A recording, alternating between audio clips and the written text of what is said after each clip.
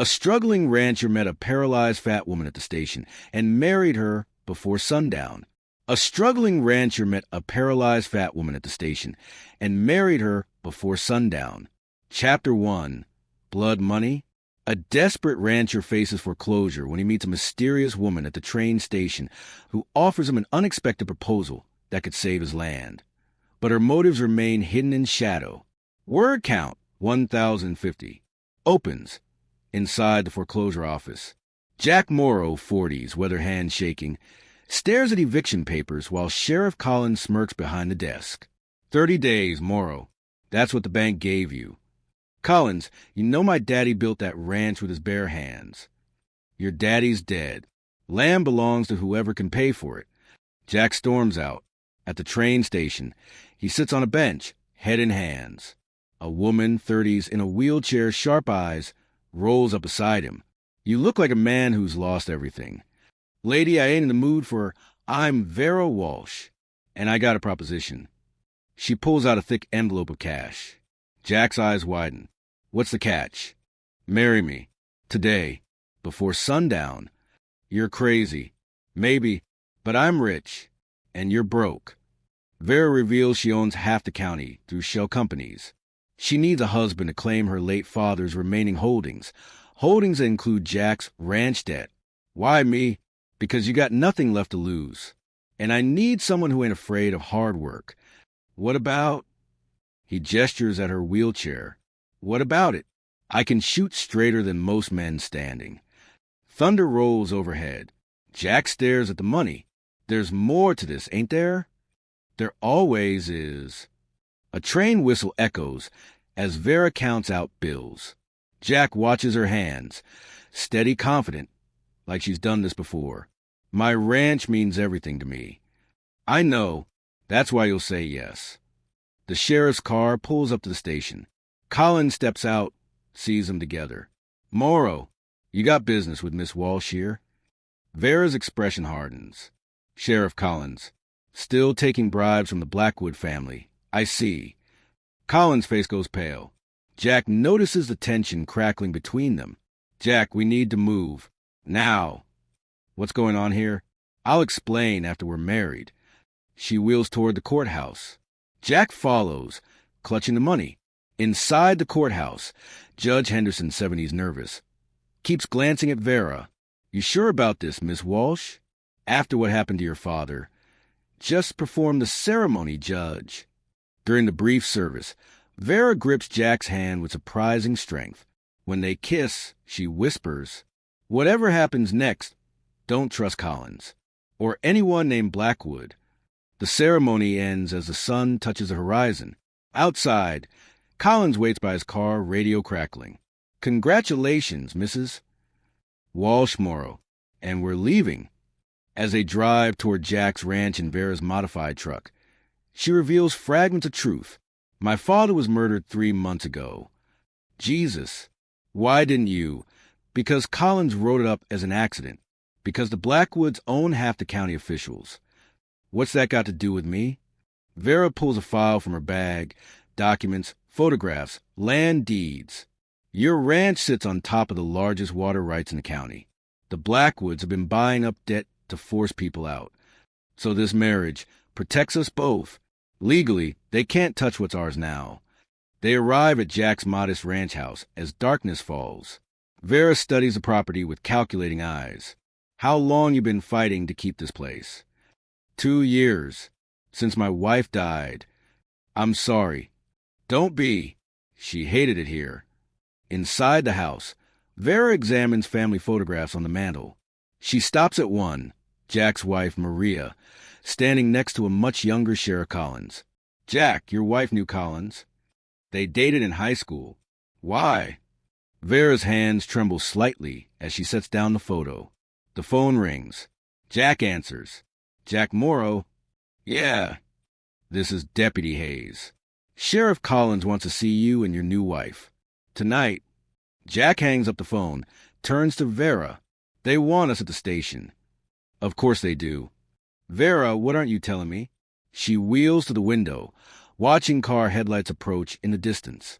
Your wife didn't die in an accident. Jack freezes. What? Maria found something. About the water rights. About my father's business. That's impossible. She died in a car crash. On a road she'd driven 1,000 times. In perfect weather. The headlights stop outside. Vera pulls a pistol from her bag. We're not going to that station. Put that away. Collins might be crooked, but he killed my father, Jack. And he killed your wife. A knock at the door. Collins' voice.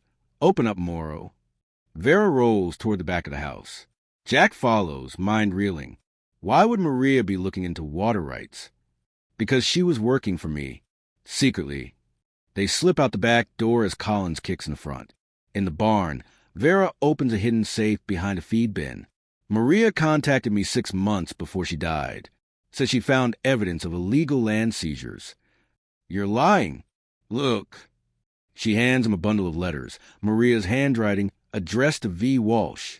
Jack reads in the moonlight. The sheriff is taking money. They're poisoning wells to force sales. She was gathering evidence? For a federal investigation, until they silence her. Collins' flashlight sweeps the yard. They hide behind hay bales. Your father's murder. Same reason. He was about to expose everything. Vera pulls out a recording device. I've been collecting evidence for months. Tonight we finish it. What's your plan? Make Collins confess. On tape. Jack stares at Maria's letters, seeing his wife's courage in new light. She never told me. She was protecting you and your ranch. They hear Collins entering the barn. Vera positions herself in shadows, recorder ready. I know you're in here, Walsh. Collins appears, gun drawn. Vera rolls into view. Hello, Sheriff. Nice evening for murder. You should have stayed away from Morrow. The way Maria should have stayed away from the truth. Collins circles her wheelchair, nervous. That woman was sticking her nose where it didn't belong. Like into your bank accounts? The ones funded by Blackwood Industries. Jack watches from the shadows, recording device in hand. Prove it. I don't have to. Federal investigators will do that when they hear this conversation. Collins laughs coldly. You think anyone's going to believe a crippled woman and a broke rancher? I think they'll believe bank records and witness testimony. Vera produces a thick file. 17 families forced off their land. Wells contaminated with industrial runoff. Maria documented everything before you killed her. Shut up. Collins raises his gun. Jack steps from the shadows. I heard every word, Collins.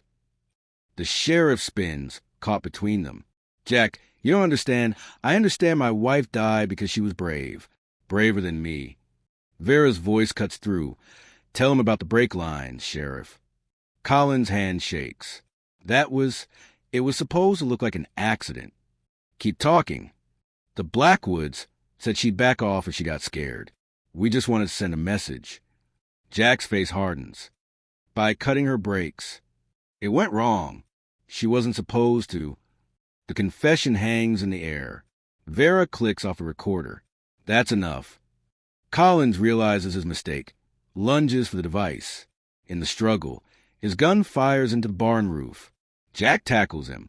As they fight, Vera spots headlights. More cars approaching. Jack. Company. 3 black SUVs surround the property. Men in suits emerge, led by Richard Blackwood, 50s, cold eyes.